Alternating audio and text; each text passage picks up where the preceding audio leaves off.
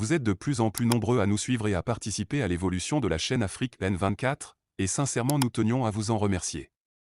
Nous lisons tous vos commentaires qui enrichissent le débat et vraiment nous vous demandons de nous soutenir, en aimant les vidéos pour une large diffusion, et pour continuer à avoir une ligne éditoriale indépendante, et vous proposer de nouvelles émissions toujours de plus en plus enrichissantes. Ne restons pas passifs, soyons actifs. Merci et à bientôt. Ticha, bonsoir, chef. Écoute, jamais 102, jamais 203. Ce que je peux résumer ici est que nous sommes tombés au bas du bas-fond. Pour la simple raison que ce qui s'est passé du côté de Fanhorgou, dans le Grand Nord, commence par horripiler les sachants.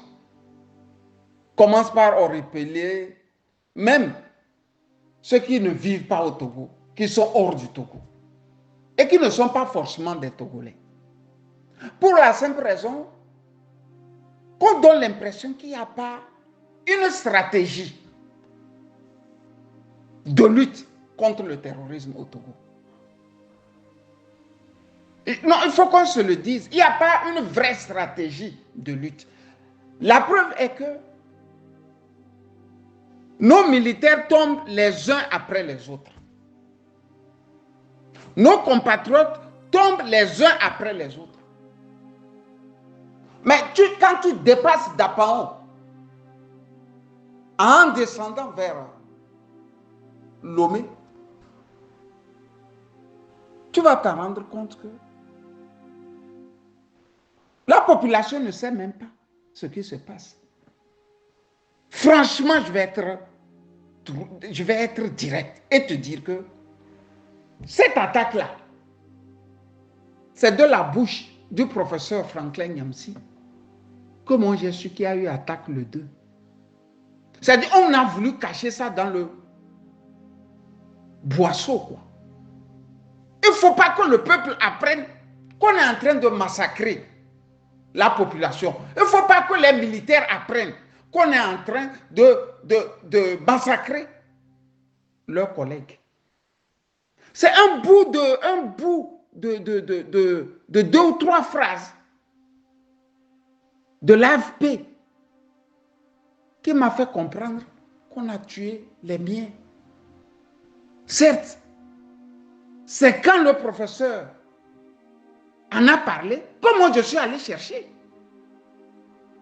Et pourtant, chaque minute que Dieu fait, je suis branché pour savoir ce qui se passe dans le monde entier.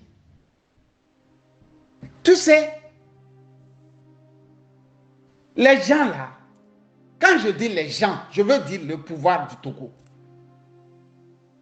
a fait des Togolais vraiment un peuple qui a d'autres priorités. Et on nous dit toujours, ou mieux, Victor Hugo l'a toujours chanté, c'est de la panse que vient la musique. C'est de la panse que vient la musique. Mais les gens ont fait.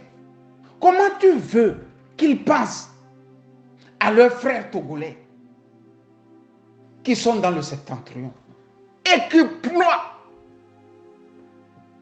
dans la cruauté, des terroristes? Comment? Pêle-mêle, tu vas remarquer que les terroristes sont arrivés à Fanhorgou le 2. Le 1er octobre,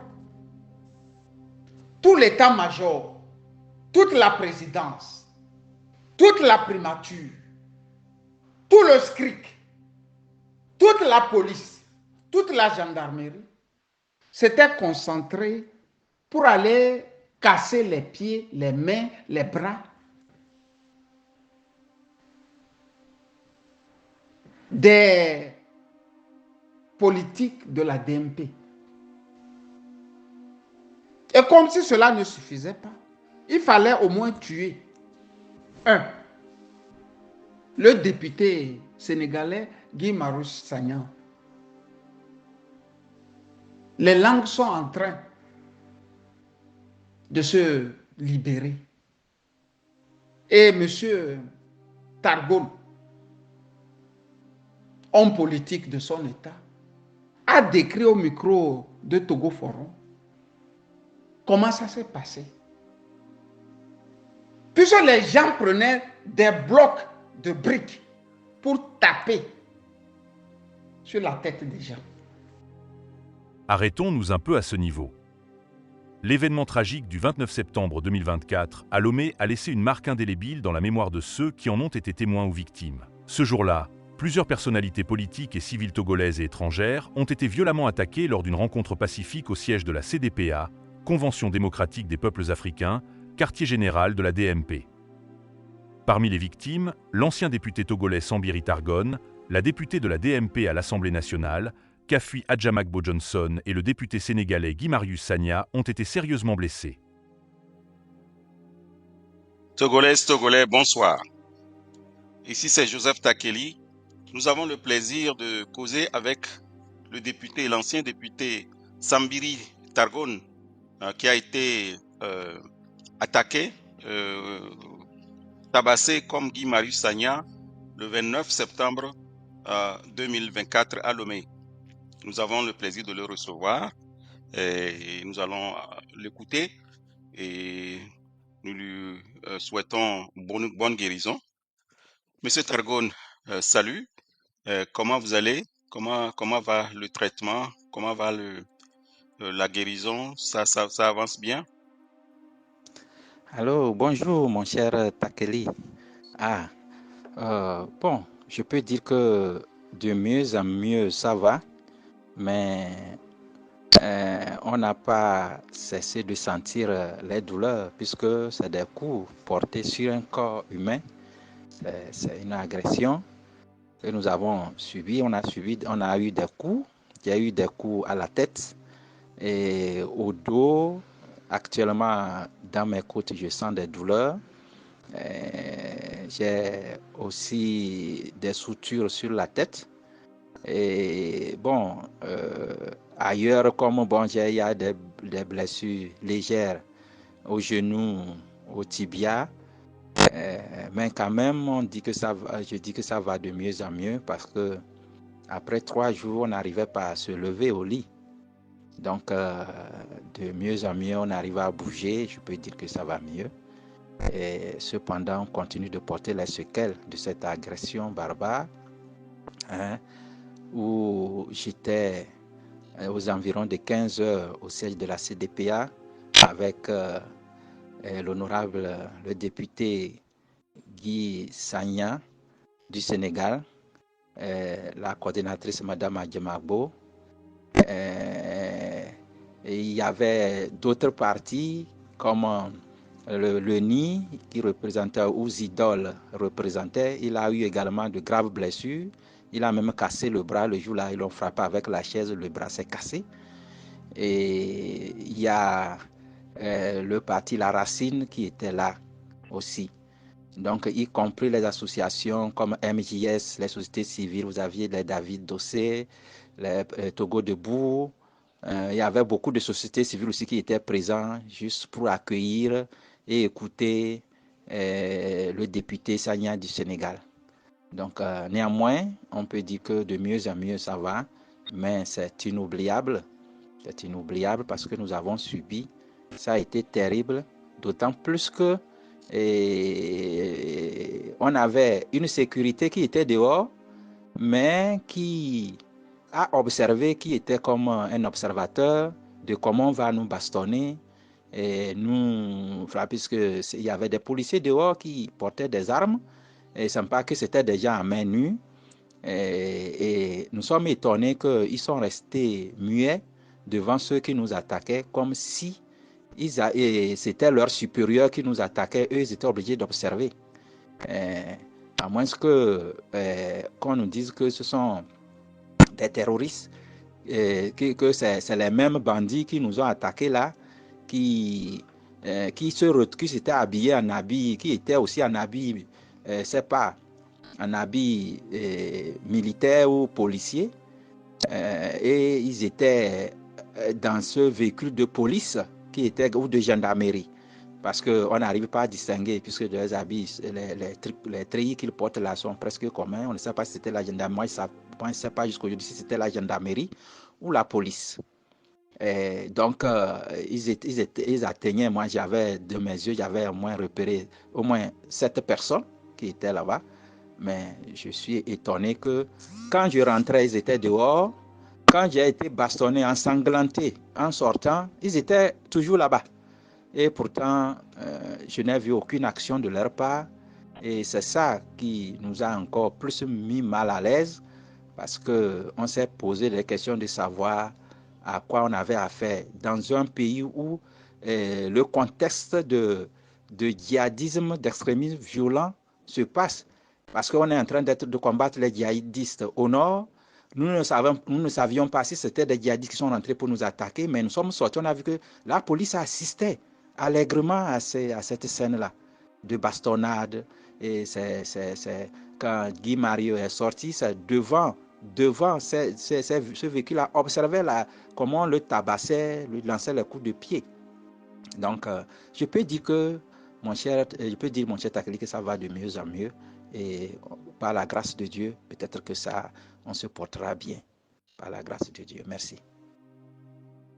Honorable Targon, comme vous le savez, la situation créée par l'agression contre vous, Madame Adjamagbo, Sakibou et les autres, a suscité beaucoup de réactions à travers le monde. Grâce à cet événement, il y a tous les phares maintenant allumés vers le Togo, et c'est maintenant même qu'on dirait que beaucoup d'Africains se rendent compte de ce qui se passe. Beaucoup de gens aimeraient savoir ce qui s'est passé. On a écouté Guy Marius Sagna abondamment et nous l'en remercions pour son engagement et pour sa position par rapport au Togo.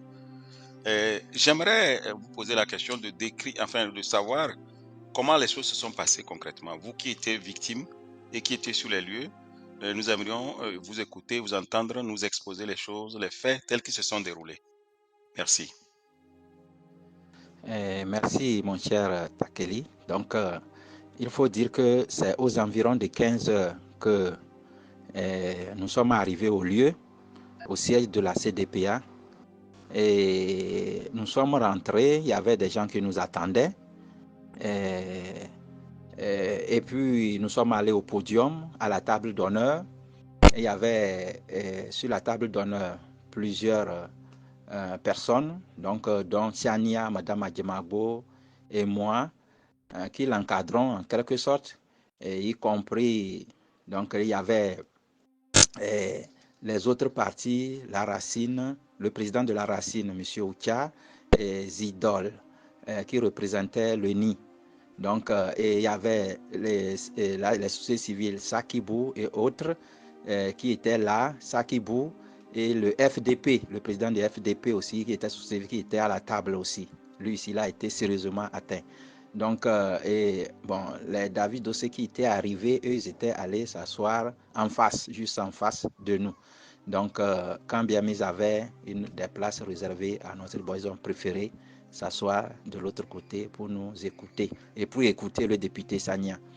Donc, mais il faut dire que nous avons commencé et la parole fut donnée à la coordinatrice, Madame Adjamagbo, qui a pris la parole pour remercier l'assistance, remercier tous ceux qui ont fait le déplacement et vraiment et les féliciter pour tout ce pour l'effort qu'ils viennent de fournir et les prix de bien écouter le député Sagna qui était avec nous.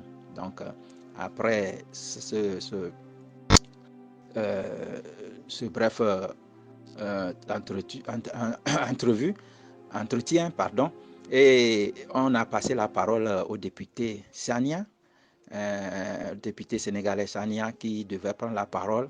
Donc, pour faire aussi une introduction, bon, je dirais une introduction, parce que, bon, il a essayé de résumer ce qu'on a eu à l'écouter d'abord au niveau. D'abord, il a introduit pour dire que, voilà, cette rencontre que nous avons en face, nous sommes en train de vivre, a eu un peu de difficulté parce qu'entre-temps, elle devait se tenir en un lieu.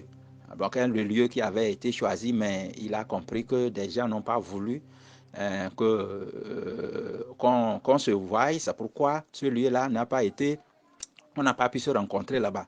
Mais n'empêche, on est ici maintenant, on peut bien s'entendre.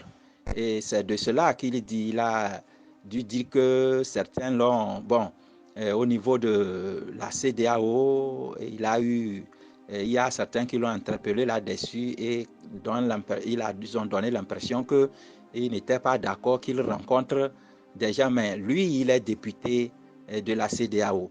Et quand tu es député de la CEDEAO, tu es député de tous les pays de la CEDEAO. Et le député a un devoir de présenter l'actualité, de donner l'actualité aux citoyens. Bon, comment est-ce qu'il serait possible que lui, il ne puisse pas le faire au Togo? Donc, c'est une rencontre citoyenne et il ne voit pas pourquoi lui ne peut pas s'adresser aux Togolais. Donc, quand il a dû présenter, il a dit que c'est pourquoi le combat qu'il mène, notre combat à nous tous et le combat qu'il mène sera de faire en sorte que la CEDEAO devienne une CEDEAO des peuples plutôt qu'une CEDEAO des chefs de syndicats, de chefs d'État. Donc, qui ne s'occupe que des affaires entre chefs d'État au lieu de s'occuper des populations africaines ou bien de la région, de la région concernant les pays de la CEDEAO. Donc, bon, c'est là qu'il a chuté et il a manifesté sa fierté vraiment d'être au Togo. Hein, et ensuite, il a en même temps dit, alors nous allons nous lever pour entonner l'hymne national du Togo. C'est quand il a dit nous allons nous lever, quand nous on se préparait pour se lever, et les chaises, l'une première chaise est parvenue. Dès qu'on s'est levé, donc ceux qui étaient parmi nous, qui étaient chargés d'accomplir cet acte-là, donc quand eux se sont levés, les chaises, ils ont pris les chaises juste pour frapper les autres qui étaient autour d'eux et ou les balancer au niveau du podium, de la table d'honneur. Donc nous avons reçu rapidement une chaise. Donc on a essayé de barrer, mais les chaises se sont multipliées. Et je crois que c'était bien organisé en groupe. Donc il y avait au même moment que d'autres lançaient des chaises, vous allez constater que d'autres étaient en train de casser les chaises sur lesquelles les gens se sont levés. Ils cassaient exprès. Ils frappent par terre pour casser. Donc certains se sont chargés de casser les chaises, ça me dit que d'autres étaient chargés de récupérer. D'autres même étaient à la porte. Ils sont venus, ils ont bloqué la porte, juste pour récupérer les appareils photos, et les appareils, les portables des gens. Hein, ils ont détruit d'autres en les jetant au puits, d'autres ils les ont emportés. Et ils ont récupéré les appareils des journalistes, puisqu'ils savaient que tout ce qui se passait, on a filmé. Donc, tel qu'on était assis dans les 5 premières rangées, d'abord en face de nous, ils s'y trouvaient. Puisque aussitôt qu'ils ont commencé, j'ai vu 4 qui ont commencé par, ces 4-là qui ont commencé par lancer les frapper de gauche à droite sans distinction. Donc pour eux, tant que ce n'est pas ceux-là, eux se connaissent. Donc c'est comme ça que le truc s'est déclenché. Et vous voyez, donc aussitôt, donc nous on s'est aventuré, donc il y avait seulement les garçons de l'autre côté, nous on s'est avancé vers ceux-là qui lançaient des chaises. Donc moi j'ai juste pris une chaise qu'on tenait à venir foncer sur nous, j'ai pris les pieds. Donc avec lui on a lutté un peu, il m'a balancé de ce côté, on tenait. À un moment donné, il a dû me balancer très fort que j'ai lâché la chaise. Quand j'ai lâché, il a tourné la chaise pour me frapper. Là, j'ai essayé de barrer au niveau de ma tête et ça a pris mes bras. Donc mes bras, la chaise s'est cassée et la chaise est allée tomber. Donc, et en même temps, aussitôt, il a ressaisi une autre chaise et c'est là que l'idée m'est venue. J'ai vu qu'au niveau du député Chania, il y avait d'autres qui fonçaient vers là. L'idée m'est venue rapidement de jeter un coup d'œil pour voir si la porte du siège était ouverte. Comme ça, on revient le chercher pour le mettre là-bas. Parce que quand on est arrivé, je n'ai pas fait la remarque que la chambre qui se trouve au niveau du siège là, je n'ai pas vu la porte là ouverte. Donc quand je suis venu regarder, j'ai vu que la porte était fermée. Donc je suis retourné rapidement au secours de Chania. Et c'est quand je suis arrivé, j'ai vu qu'il y avait deux qui s'acharnaient sur Chania et la coordinatrice. Donc c'était des coups qui balançaient sur les têtes, c'est des coups multiples, c'était deux. Alors j'ai foncé sur un pour le saisir et quand aussitôt que je l'ai touché, j'ai senti qu'il y a eu un violent coup de pierre derrière moi parce qu'il me suivait, je ne savais pas. Donc il m'a frappé durement à la tête. Donc aussitôt quand il a frappé, je vous jure, je n'ai vu que le noir. Quand j'ai ouvert mes yeux, je ne voyais plus rien.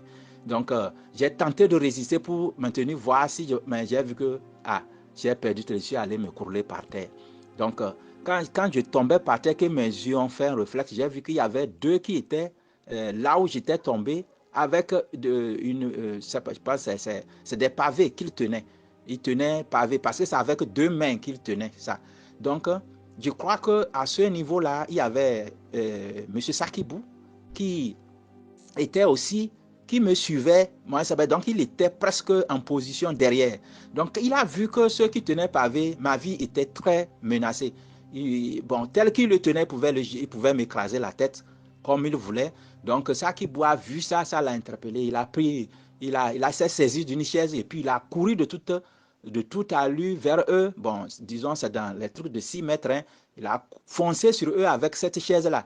Donc, pour les bousculer, pour qu'ils ne puissent pas utiliser cette pierre-là sur moi. En tout cas, après, moi, j'ai vu que je faisais des comptes. J'ai dit, j'étais presque mort, mais j'ai vu qu'une personne m'a sauvé. Elle est intervenue parce que quand je tombais, j'ai vu quelqu'un avec des pavés.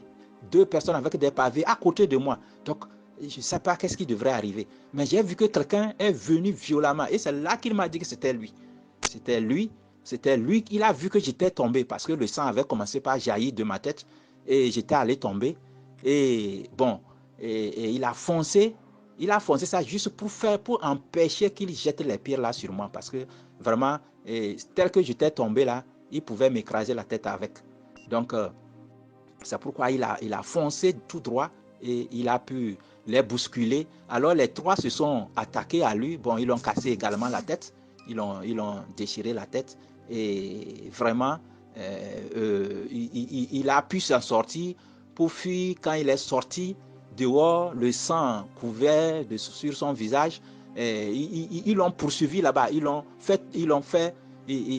voulaient s'en sortir puisqu'il y a le sable dehors. Il est tombé et c'est là qu'ils se sont acharnés. Ils l'ont vraiment tabassé, ils l'ont frappé jusqu'à ce qu'il a rampé, jusqu'à rattraper, jusqu'à atteindre le véhicule de la coordinatrice, Mme Adjemagbo, qui avait réussi aussi, ou son chauffeur avait réussi à l'extirper aussi pour le mettre dans le véhicule.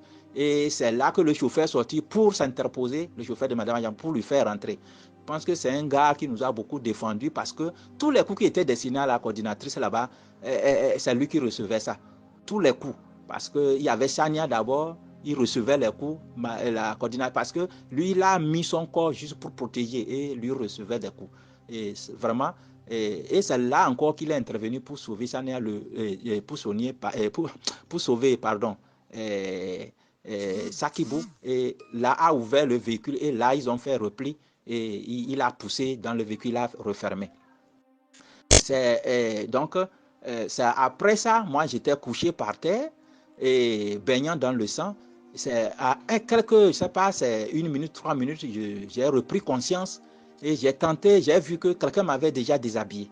Il m'avait déshabillé et il voulait enlever ma veste de l'autre main. Il ne restait qu'une seule main. L'autre main s'était déjà sortie. Il a plié la chemise, il tirait pour enlever. Et j'ai regardé, j'ai vu que c'était des gens qui nous attaquaient. Donc, en même temps, j'ai saisi avec force la manche de ma veste. Je tirais, il tirait, il m'a traîné par terre, quelques 3 mètres. Et puis, qu'est-ce qui s'est passé? Mon porte-monnaie est sorti, tombé. Et il s'est saisi du porte-monnaie. Donc, dans le porte-monnaie, il y a mes cartes, il y a mes cartes bancaires, tout ça là.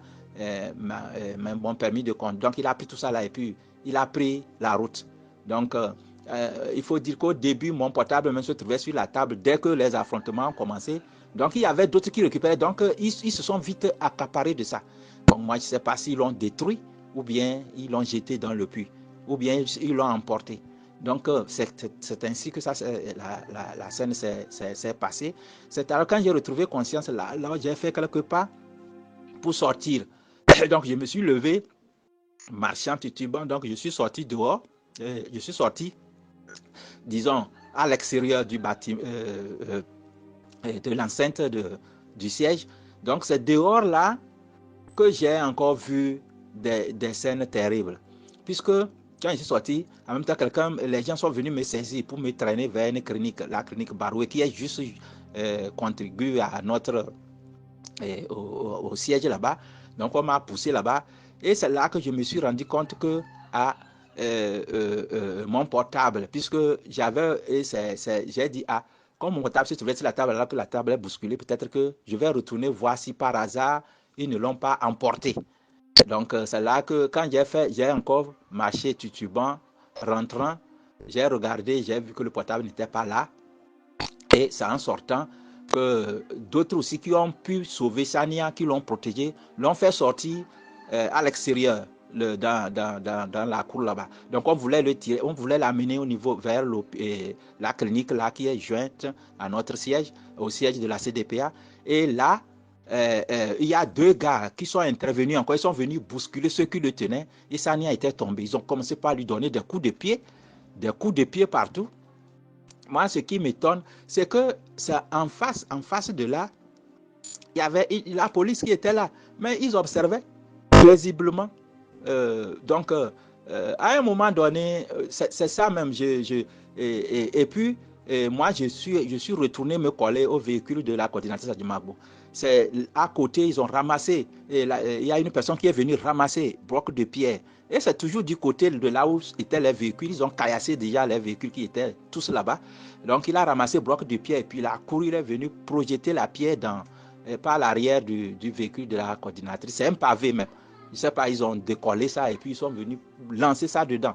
Et c'est allé tomber, ça a cassé la vis, ça rentré à l'intérieur du véhicule. Et c'est là que le chauffeur a démarré en vitesse pour partir. Parce qu'on aurait cru, puisque la coordinatrice, Mme Adjouan, a insisté que Sania, elle puisse voir Sania, l'emporter d'abord avant de quitter. Moi, je pense que c'est ça puisque je me suis penché avec le sang, mais je regardais les vitres, mais je pense que le chauffeur voulait partir, mais elle ne voulait pas. Elle ne voulait pas parce qu'elle voulait coûte que coûte voir Sania. Donc, on était là-bas quand certains de nos jeunes sont intervenus encore quand on donnait les coups de pied pour venir protéger Sania et ils l'ont soulevé. Vraiment, là, c'était terrible. Ils l'ont soulevé puis ils l'ont transporté. Comme ça, il ne pouvait plus se lever ni marcher. Donc, ils l'ont transporté et ils l'ont soulevé. Et quand ils l'ont soulevé, je pense que c'est juste quand la pierre est rentrée derrière le véhicule de la coordinatrice que j'ai entendu un bruit qui dit « repli ». Quand ils ont dit « repli », mon ami, vous allez dire que c'est un ordre qui est venu du ciel. Tous ceux qui étaient à l'intérieur, qui cassaient les choses et qui s'attaquaient à nous, ceux qui étaient dehors, ils ont en même temps rangé, ils ont pris une direction. Tous ont stoppé. En même temps, les choses ont stoppé. Et repli là, vous voyez que quand j'ai entendu ça, j'ai cru que c'était le véhicule de la police qui était devant, qui voulait partir, ou bien leurs éléments étaient quelque part et ils ont pensé quitter. C'est parce que j'ai entendu un ton militaire, repli. Et vraiment, vous allez voir, tous ceux-là ont pris la route en même temps. Qu'ils soient ou ils ne soient, ils ont pris la route et ils sont partis. Vous voyez? Donc, cette scène-là, l'ayant vue, vraiment, parce qu'au début, on n'aurait pas pu imaginer d'où venait la chose. Mais ayant vu tout le contour, les forces de l'ordre à côté, assistant, soit c'est leurs supérieurs qu'ils sont venus couvrir et pour les laisser nous battre, soit les gens qui sont là. Bon, imaginez, nous sommes dans un contexte du terrorisme et des gens nous attaquent et nous, on aurait souhaité les forces de l'ordre pour venir nous sauver. Et eux, ils sont là avec le véhicule, à moins que ce sont des terroristes là qui étaient habillés en treillis avec armes et ils étaient là-bas. Mais nous, on est étonnés que le communiqué du gouvernement dit que c'était une police en patrouille. Vraiment, ça m'a encore mis mal à l'aise parce que je pensais que c'était des gens qu'ils appellent des éléments incontrôlés là, qui ont fait ça. Mais quand ils ont dit que eux, ils savaient que les gens là sont là-bas, encore le centre même de la police, ça veut dire que c'est un ordre venu de hautes autorités, plus hautes même que lui. Donc, moi, quand j'ai entendu le communiqué, j'ai dit, ah, vraiment, nous sommes morts dans ce pays. On est mort depuis d'ailleurs. Hein, mais cette fois-ci, on veut nous montrer qu'on va nous tailler en pièces et exposer nos chairs. Les étrangers vont venir voir les têtes des Togolais qu'on a décapitées, les têtes exposées. C'est tout, comme on en a vu ailleurs. Donc, moi, c'est comme ça que j'ai compris la chose. C'est terrible, mon frère. Hein? Donc, il y avait beaucoup de blessés. En tout cas, je pense qu'on doit avoisiner plus d'une vingtaine, hein, puisque ceux que moi j'ai vus, bon, là où nous étions à la clinique avec Sania, que nous parlons d'une vingtaine à peu près, mais beaucoup de gens signalent, ils ont eu des blessés, mais ils sont à la maison. Bon, ils ont trouvé mieux de traiter leurs blessures là-bas parce que j'ai vu des femmes, des yeux enflés, parce que les gens là leur ont donné des coups de poing. Hein, parce que nos femmes qui sont venues pour être là-bas, d'autres ont tenté de résister, c'est-à-dire que quand ils ont dit partez, ils ont commencé par casser la tête, d'autres ont tenté de voir qu'est-ce qui se passe. Donc, c'est des coups de poing que les femmes ont reçus sur la tête, et eux, ils n'ont pas voulu leur donner les coups de pierre. Bon, nous qui étions destinés peut-être à tuer, parce que donner coup de pierre, ce que j'ai reçu là, j'ai ouvert les yeux, je n'ai même pas vu où j'étais. Mes yeux tout est devenu noir. Donc, je me suis réveillé à un moment donné aussi. Je pouvais mourir, je ne pouvais plus même pas me réveiller. C'est ça. Je pouvais même plus me réveiller. Donc, c'est ça, les sutures, on m'a suturé sur la tête et de chaque côté. Donc, je ne sais pas. Et vraiment, c'était terrible, mon cher Takeli. Donc, je crois que c'est ce que j'avais à dire. Merci beaucoup.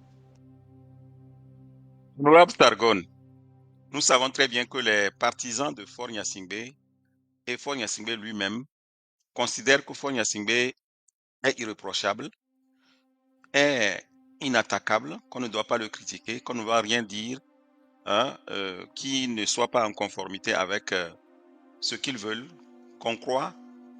Et donc, pour eux, c'est un crime de lèse-majesté, hein, que d'oser critiquer ce président-là, et si en particulier, quand la critique vient d'un homme qui n'est pas togolais, hein, Guy Marius Sagna. Et donc pour eux, c'était un crime grave, parce que c'est à l'extérieur que Faure Gnassingbé se veut, comment je vais dire, c'est là-bas il tire sa légitimité, parce qu'au Togo, à l'intérieur du Togo, il sait qu'il n'est pas du tout aimé, il n'a pas de légitimité populaire au Togo. Donc pour lui, c'est à l'étranger, comme en témoignent les discours laudateurs dans l'AES, hein, de temps en temps, qui le compare à son père, et qui le présente comme un bon type, comme si les Togolais ne sont pas d'accord avec la lutte de l'AES. Donc, tout ça, ça veut dire que quelqu'un qui ternit cette image-là, la seule chose qu'il a et qu'il brandit et dont il jouit, hein, qu'on sait qu'il a dit qu'il a été celui-là qui a fait libérer les 49 mercenaires de Ouattara, et c'est là-bas qu'il a gagné sa notoriété, et aussi parce que les gens de l'AES exploitent le port de Lomé, ce avec quoi nous sommes d'accord d'ailleurs. Les Togolais ne sont pas contre ça. Et donc, Faure Gnassingbé croyait que par ses activités-là dans l'AES, son image était complètement, comment je vais dire, grandie, et que tout le monde était d'accord que c'est lui le pacificateur, et tout, et tout, et tout. Alors, qu'est-ce que vous avez l'impression qu'ils voulaient le tuer, Guy Marius Sagna? Parce que quelqu'un qui ternit son image comme ça, vraiment, il leur a fait le plus grand mal. Donc, je crois que c'est même cela qui justifie la brutalité. Vous pensez qu'ils voulaient le tuer ou pas? Donc, dire qu'ils étaient venus tuer Sania ou quoi, là, il faut voir les instruments que ces gens-là tenaient pour le dire. Je ne sais pas si la tête d'un homme peut affronter une pierre. Or, ils tenaient des pierres et des pavés. Donc, imaginez qu'ils aient la possibilité de laisser ce pavé-là, ne serait-ce que à 2 mètres de lui balancer ça.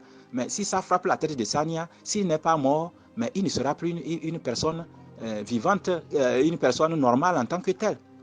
Je crois que si même ils avaient envie de faire du mal, le mal qu'ils voulaient faire à Sania, c'est de l'handicaper, de le rendre nul à vie. Moi, c'est ce que j'ai vu.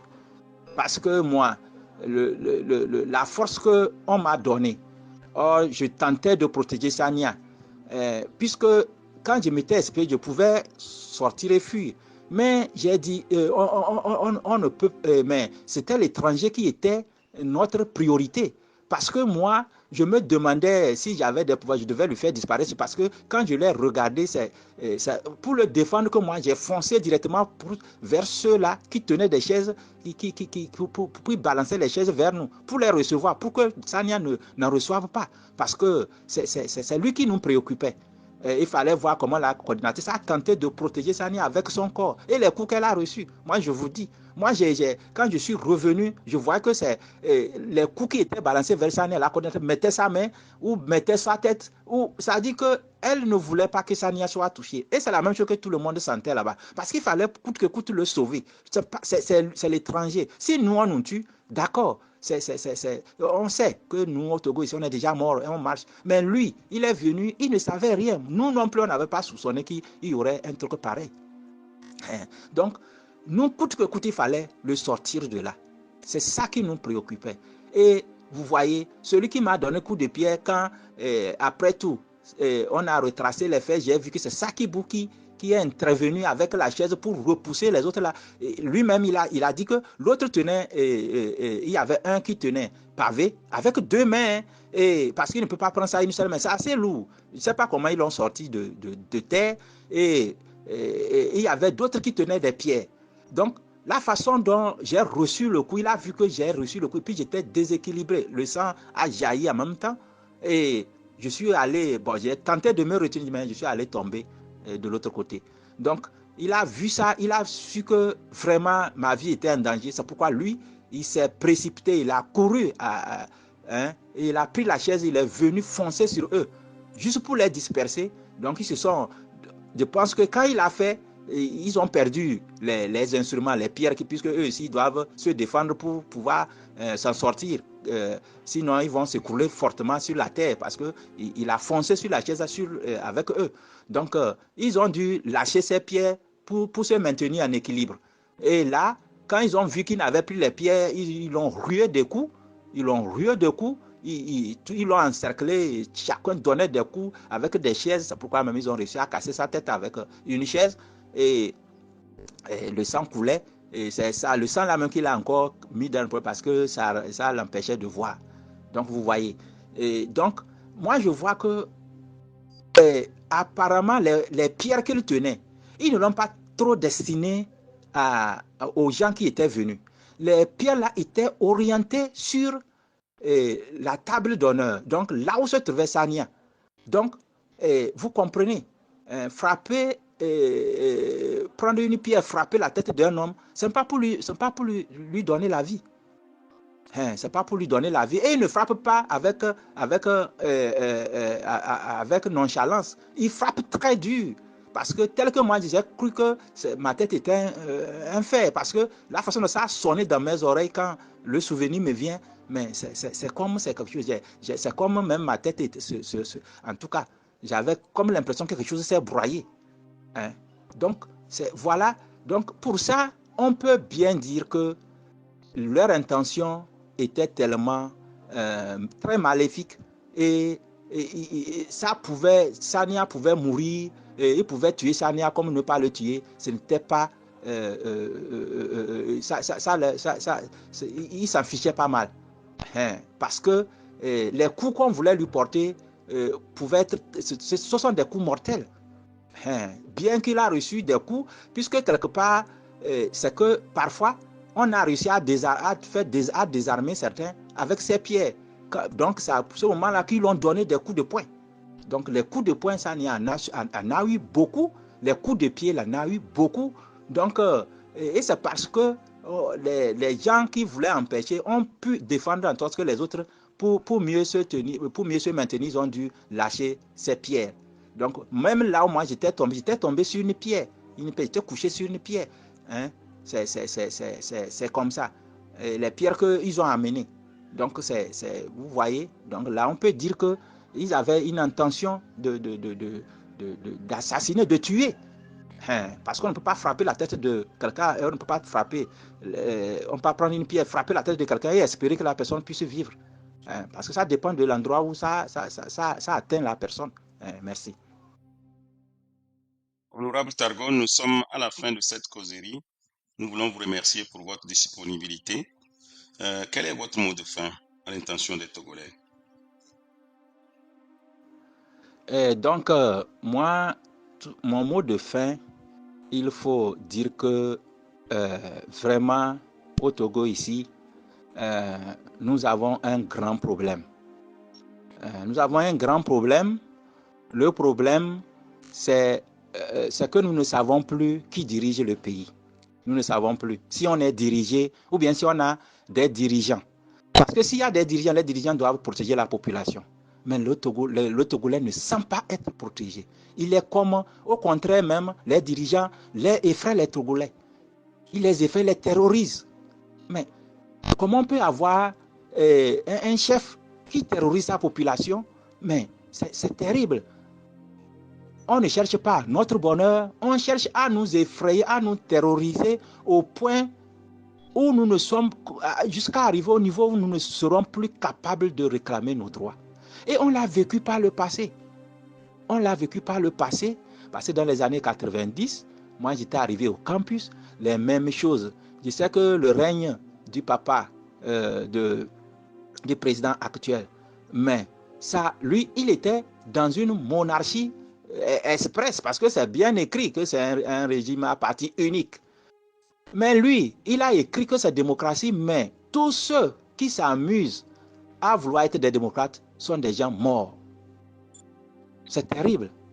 Mais c'est terrible parce que tu peux venir innocemment dire que, voilà, au nom de l'expression démocratique, au nom de l'expression populaire, croire que tu as un pouvoir, mais dès que tu veux l'exercer, il va te briser. Il va te tuer. Donc ça, c'est encore dire que, vous savez, un loup vêtu de peau d'agneau est plus dangereux qu'un loup lui-même. Parce que le loup que tu vois de loin, tu peux tenter de le feinter ou bien de prendre des dispositions. Mais celui qui est vêtu de peau d'agneau, tu peux même rentrer dans la chambre, là où même il peut te prendre facilement. Et c'est ça qu'est le régime togolais aujourd'hui. Ils ont écrit démocratie, le Togo démocratie, quoi. Mais mon ami, mon cher Takeli, c'est tout un problème. Le pays, on ne sait pas s'il y a encore au Togo ici des gens capables de dire la vérité. Que ce soit des militaires, même des gens qui travaillent avec le gouvernement, au gouvernement, que ce soit même des militaires, tous sont effrayés au mal parce que tu ne sais pas ce qui peut t'arriver d'un instant à l'autre, puisque tu n'es pas régi par la loi, que tu sais que tu n'as pas agressé, tu n'as pas enfreint la loi, tu es régi par un homme qui peut décider de ce qu'il veut de toi. Que tu fasses bien, que tu fasses bon, lui, ce qu'il sent, c'est ça qui va t'arriver. Et c'est comme ça que tous ceux qui collaborent avec lui se sont mis dans ce registre-là.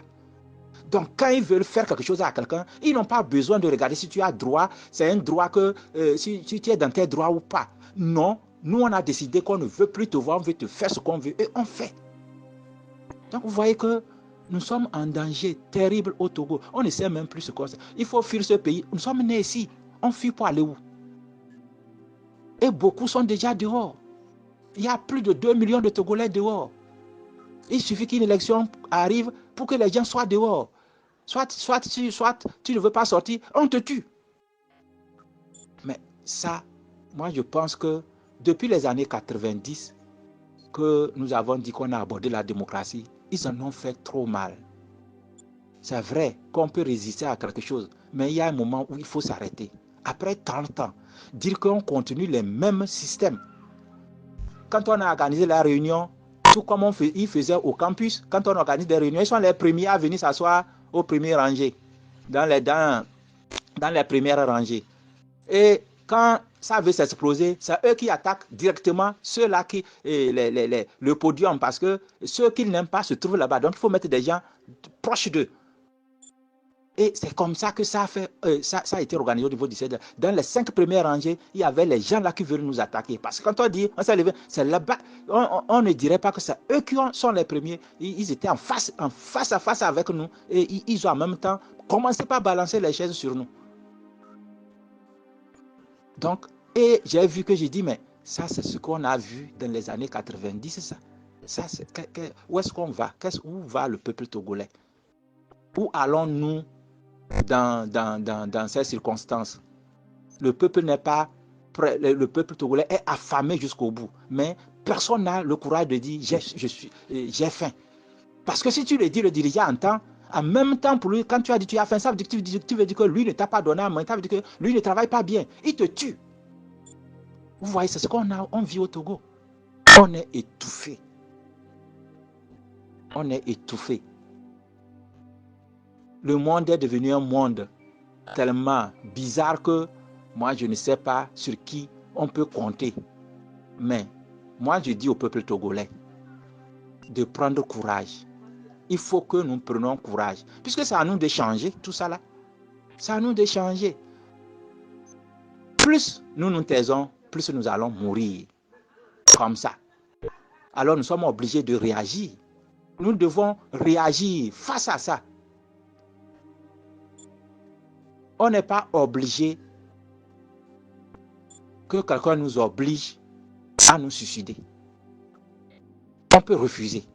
Il ne faut pas qu'on se suicide et on dise qu'il nous a forcés. Non. On peut refuser. On peut refuser en disant à celui-là qui dit qu'il veut nous obliger, on peut l'obliger, lui, peut-être à nous tuer, parce qu'on est obligé de l'affronter. Il faut l'affronter. Parce que si on ne le fait pas, nous et nos enfants sont dedans, parce qu'après nous, c'est nos enfants. Et c'est jusqu'à quand? Que Dieu vienne à l'aide, que Dieu vienne à notre aide. C'est mon mot de fin. Que Dieu vienne à notre aide. Sinon, là où nous sommes, au Togo, c'est toute une histoire. Peut-être que quand tu arrives, c'est calme, tu ne sais rien, mais vous ne savez pas ce que les gens vivent dans les cœurs. Vous ne savez pas ce que les gens vivent en silence. Parce que on te fait disparaître, on te fait ceci, et puis personne n'en parle. Les gens même ont peur d'en parler, parce que si tu dis, on entend que c'est toi qui as dit qu'on a fait tel à tel, tu as aussi été dedans. Donc les gens sont effrayés au maximum, mon cher Takeli. Merci beaucoup, bonne soirée et à plus. Ce témoignage poignant illustre la gravité de l'incident survenu à Lomé. Comme l'a raconté Sambiri Targone, les événements ont pris une tournure dramatique lorsque des individus armés de chaises et de pavés ont envahi la réunion, attaquant sans distinction les participants, y compris des députés, des représentants de la société civile et des partis politiques. Continuons. Au même moment, ils se concentraient pour tuer leurs propres compatriotes. Les terroristes se concentraient pour tuer les militaires et les civils dans le Grand Nord. Tu vois à peu près les failles d'un régime décadent. On fait en sorte que le peuple ne sache même pas ce qui le concerne. On fait en sorte. Et puis, dans ça, il faut dire aussi que l'opposition ne nous aide pas. Il faut être franc et le dire. Puisque le parti régnant depuis 60 ans n'en parle pas, c'est à vous de galvaniser le peuple en leur disant ce qui se passe. Il est fort possible qu'aucun parti politique au Togo n'a un élément dans le Grand Nord pour décortiquer à chaque minute, à chaque heure, ce qui se passe. Fin de course, ce sont 20 ou 30 mots de l'AFP qui nous consolent tous. Mais c'est l'AFP qui nous dit ce qui s'est passé. Les journalistes au Togo, prompts à harceler. Je dis les journalistes au Togo, prompts à harceler. Le député Guy Marius Sagna, ensanglanté, ne sont pas prompts à se poser des questions. Qu'est-ce qui se passe dans le septentrion? C'est pour ça qu'ils ont créé des petites radios là dans Lomé. Des inutilités au fait. Ils font des revues de presse. C'est-à-dire, tu te poses la question, si le Togo s'arrête à Lomé, tout le monde vit à Lomé. Fin de course. Quand tu dépasses Thiévier, le Togo s'arrête aussi.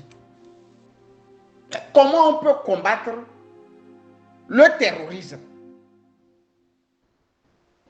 en se concentrant seulement sur la capitale, alors que le terrorisme n'est pas dans la capitale? Tisha, c'est dur. Comme si cela ne suffisait pas. Le premier, ils sont allés casser les pieds, casser les bras, clouter les têtes. Et le 2, on est venu aussi clouter les militaires togolais. Si Staline vivait, tous les nervis, tous les loubards, les bidas qui sont allés traumatiser les Togolais, ils devraient les mettre dans un convoi pour le front. Mais puisque les nervis là se sentent assez forts pour tabasser, tuer des gens aux mains nues. Mais la force que ces gens ont, au point de dire replie, il faut replier. Après avoir fait du carnage, ils n'ont pas la même force pour aller affronter quelques petits djihadistes drogués. Fin de course, c'est ce que vous voyez. Le pays s'étiole chaque jour, à chaque jour que Dieu fait. La misère prend des pans entiers de la cité. Il fallait que nous les gens, les Togolais, bon, mon lieu, ça va tomber les Cocolita, et comme il est, et les Fundolo, tu vois, mon loup, bon, il fallait que nous les doigts, les Togois, bon.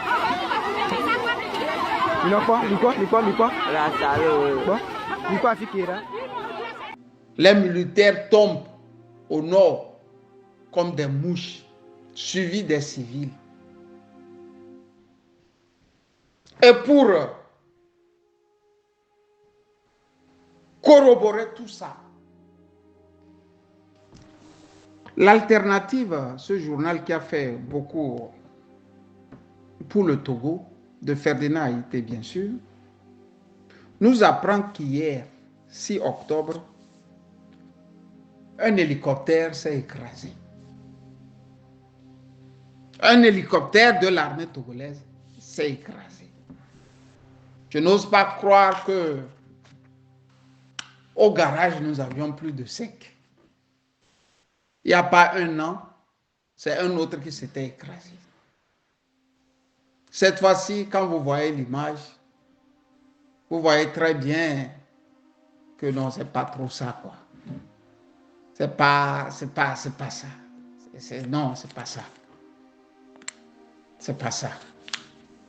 Et les 107 milliards qu'ils ont votés comme budget de l'armée et de la défense, le prince, paraît-il, dit qu'il faut en ajouter. Parce que, au grand mot, les grands remèdes. Sauf que les guerres nous ont appris que la corruption s'invite. Le cas de l'Ukraine est présent dans chaque mémoire. Où tout ce qu'on achète pour le militaire ukrainien se retrouve dans le marché noir. Qu'est-ce qui nous prouve maintenant que 107 milliards votés cette année, 2024, ont été vraiment ou mieux effectivement, bien utilisé. C'est là le problème. À l'Assemblée, normalement, on devrait interroger le député qui est de la commission défense.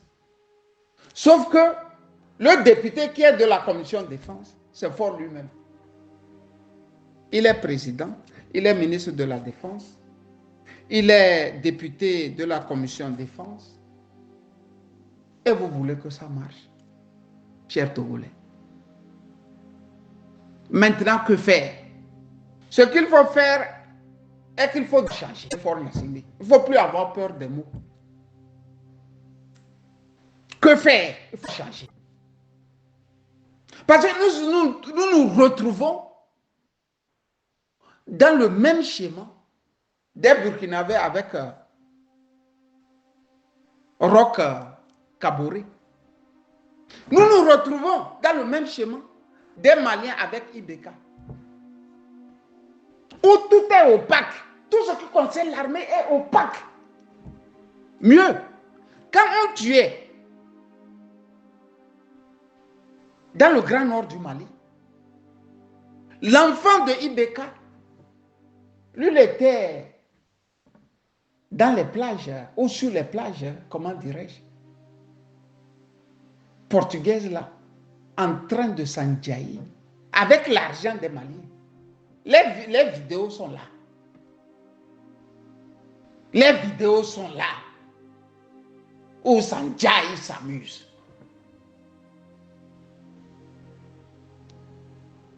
Roch Kaboré, vous savez que lui, c'est le gars qui est un addict du bon vin et de belles cigares. Lui ne savait même pas qu'il y avait de ses compatriotes au front qui ne mangeaient pas. Kaboré ne savait pas. C'est la même chose que nous vivons avec Faure Gnassingbé actuellement. Qu'il ne vous trompe pas. Que Faure Gnassingbé ne trompe personne actuellement. Rien ne suit. Ça ne suit plus. Il faut le changer. Il faut le changer. Il faut prononcer ça. Le mot coup d'État là.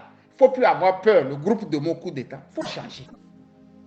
Sinon, l'armée togolaise va perdre comme ça 10 personnes, 20 personnes, 50 personnes, 100 personnes, 10 personnes, 20 personnes, 50 personnes, 200 personnes.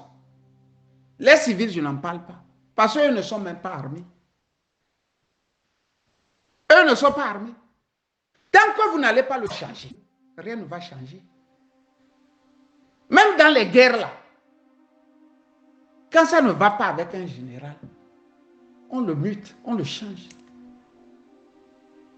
En Ukraine, on change. Les Russes changent de généraux.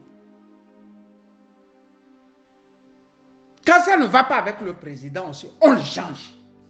Les Burkinabés ont changé 2 fois même. Kaboré est venu, ça ne va pas. Ils ont changé avec Damiba. Damiba est venu, ça ne va pas. Ils ont encore changé. Les Maliens ont changé 3 fois, je crois. Ibeka est venu. Ça ne va pas, ils ont changé. Ils ont mis, comment dirais-je, le général corrompu là, ça ne va pas. Ils ont encore changé. Les Nigériens ont mis Bazoum, ça ne va pas, ils ont changé. Pourquoi nous, on ne peut pas changer? Pourquoi nous, on ne veut pas changer? Quel calcul mathématique dit que quand un chef de guerre perd au front, on doit le garder? C'est quel calcul mathématique? C'est quel calcul militaire qui dit ça? Qu'on doit garder Faure Gnassingbé. Quand son armée ne subit que des pertes depuis la nuit des temps. Depuis que ce phénomène de terrorisme est apparu. On ne peut pas le laisser comme ça. C'est des vies humaines qui s'en vont. Au même moment que les autres sont au front, il est assis dans un palais doré de Lomé. Parce que Lomé, c'est le centre, c'est le Vatican, ça. C'est le Vatican. C'est là qu'il peut commander. Allez taper bien. Guy Marius Sagna. Allez le tuer. Allez taper une femme. Ils ont même une forme de lâcheté qui les poursuit aussi. Les femmes, les enfants. Des députés au menu. Voilà ce qu'ils aiment abattre.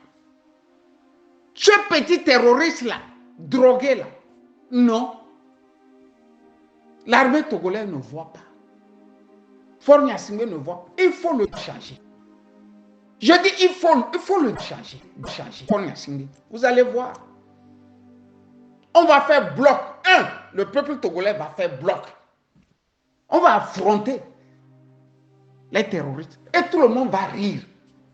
Les terroristes ne sont pas plus puissants qu'un peuple. Ce n'est pas possible. Ils sont puissants actuellement parce que le derrière ne tient pas. Oh, j'adore. J'adore cet écrivain français, Bernanos. Pourvu que le derrière tienne. Pourvu que le derrière là tienne. Le derrière, c'est quoi? C'est le peuple. Lisez Bernanos, les amis. Vous êtes galvanisés à blanc. Pour qu'un pays soit une nation. Et parler d'une même voix. Respectez le drapeau. Respectez le militaire. Parce que c'est l'armée qui est la colonne vertébrale d'un peuple. Il faut changer. Bon début de semaine. Camus Sali. Likez la vidéo si ce n'est pas déjà fait. Laissez aussi votre point de vue en commentaire. Abonnez-vous et cliquez aussi sur la petite cloche de notification pour ne rien rater de nos prochaines vidéos. N'oubliez pas de partager aussi la vidéo et de la liker.